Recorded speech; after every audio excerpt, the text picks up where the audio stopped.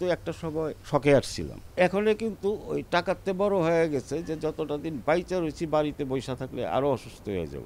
ওই আগের প্রথমের মতো এখন আবার শখে হয়ে গেছে। আমার আর কোনো কাজ নাই। আর ছেলেরা কাজও করতে দেয় না আবার। আর আমি খুব সুখী মানুষ। আমি ডিসেম্বরের ৩ তারিখে আমার বউকে নিয়ে ওমরা করতে যাচ্ছি। এখানে ২ টা জিনিস নিয়ে আমার সময় পার হয়ে যাচ্ছে। আমি রানিং চলচ্চিত্র শিল্পী সমিতির ট্রেজারার, যেহেতু একটা কেরানি ডিউটি আর কি আমার হচ্ছে।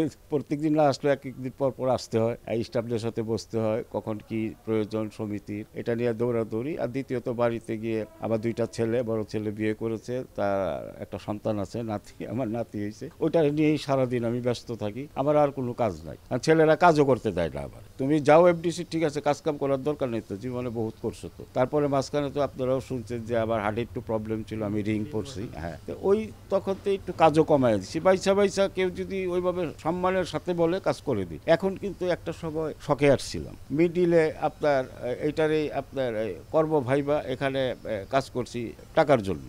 এখনে কিন্তু ওই টাকাতে বড় হয়ে গেছে যে যতটা দিন বাইচা রয়েছি বাড়িতে বইসা থাকলে আরো অসুস্থ হয়ে যাব। একটু বন্ধু বান্ধব আগের পরিচিত যারা আছে ওদের সাথে দেখা হইলো, টুকটাক কাজও করলাম।